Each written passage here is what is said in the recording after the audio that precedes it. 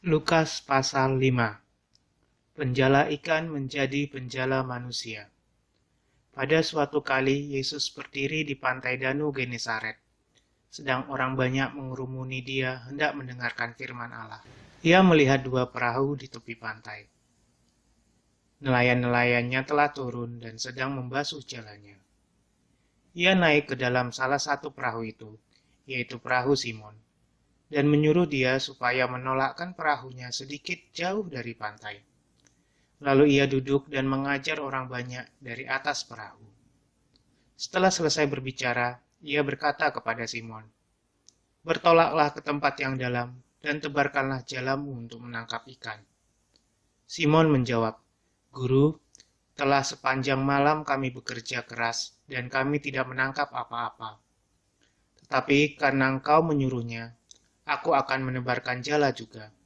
Dan setelah mereka melakukannya, mereka menangkap sejumlah besar ikan, sehingga jala mereka mulai koyak.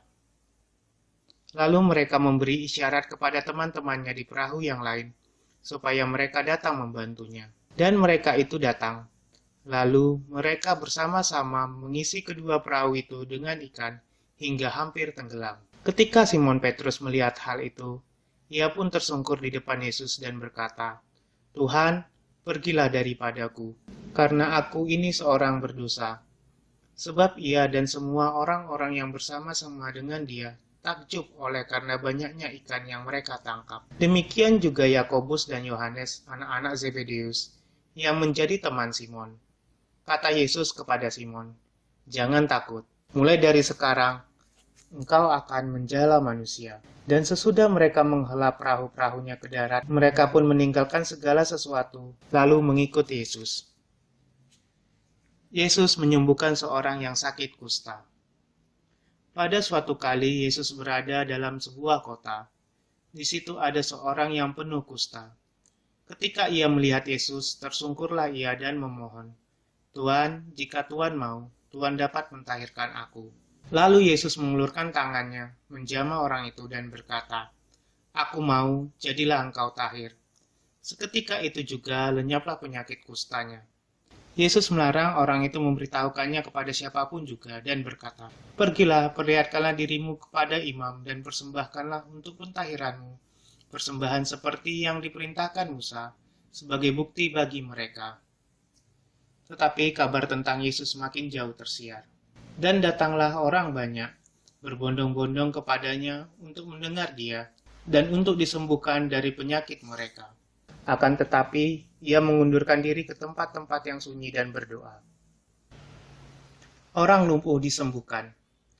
Pada suatu hari ketika Yesus mengajar, ada beberapa orang Farisi dan ahli Taurat duduk mendengarkannya. Mereka datang dari semua desa di Galilea dan Yudea dan dari Yerusalem.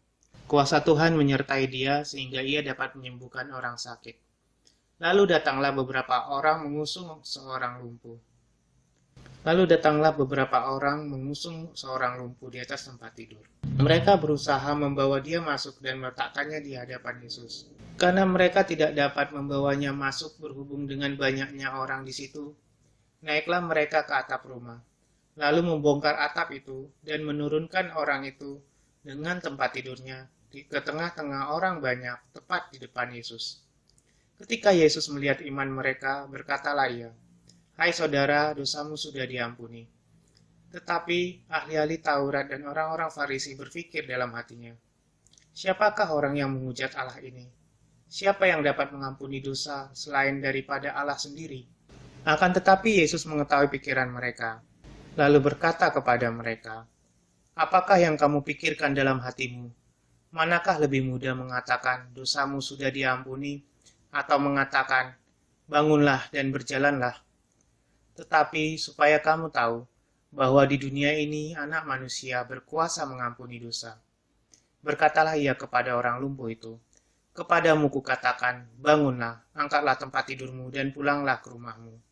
Dan seketika itu juga bangunlah ia di depan mereka, lalu mengangkat tempat tidurnya dan pulang ke rumahnya sambil memuliakan Allah.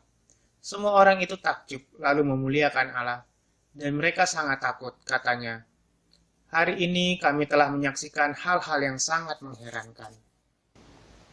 Lewi pemungut cukai mengikut Yesus. Kemudian ketika Yesus pergi keluar, ia melihat seorang pemungut cukai yang bernama Lewi sedang duduk di rumah cukai. Yesus berkata kepadanya, "Ikutlah aku." Maka berdirilah Lewi meninggalkan segala sesuatu lalu mengikut dia. Dan Lewi mengadakan suatu perjamuan besar untuk dia di rumahnya dan sejumlah besar pemungut cukai. Dan orang-orang lain turut makan bersama-sama dengan dia. Orang-orang Farisi dan ahli-ahli Taurat bersungut-sungut kepada murid-murid Yesus, katanya, "Mengapa kamu makan dan minum bersama-sama dengan pemungut cukai dan orang berdosa?" Lalu jawab Yesus kepada mereka, katanya, "Bukan orang sehat yang memerlukan tabib, tetapi orang sakit. Aku datang bukan untuk memanggil orang benar, tetapi orang berdosa, supaya mereka bertobat." Hal berpuasa. Orang-orang Farisi itu berkata pula kepada Yesus, "Murid-murid Yohanes sering berpuasa dan sembahyang. Demikian juga murid-murid orang Farisi. Tetapi murid-muridmu makan dan minum." Jawab Yesus kepada mereka, "Dapatkah sahabat mempelai laki-laki disuruh berpuasa sedang mempelai itu bersama mereka? Tetapi akan datang waktunya apabila mempelai itu diambil dari mereka. Pada waktu itulah mereka akan berpuasa." Ia mengatakan juga sesuatu perumpamaan kepada mereka. Tidak seorang pun mengoyakkan secarik kain dari baju yang baru untuk menambalkannya pada baju yang tua. Jika demikian, yang baru itu juga akan koyak, dan pada yang tua itu tidak akan cocok kain penambal yang dikoyakkan dari yang baru itu. Demikian juga, tidak seorang pun mengisikan anggur yang baru ke dalam kantong kulit yang tua. Karena jika demikian, anggur yang baru itu akan mengoyakkan kantong itu, dan anggur itu akan terbuang dan kantong itu pun hancur. Tetapi anggur yang baru harus disimpan dalam kantong yang baru pula. Dan tidak seorang pun yang telah minum anggur tua ingin minum anggur yang baru, sebab ia akan berkata, anggur yang tua itu baik.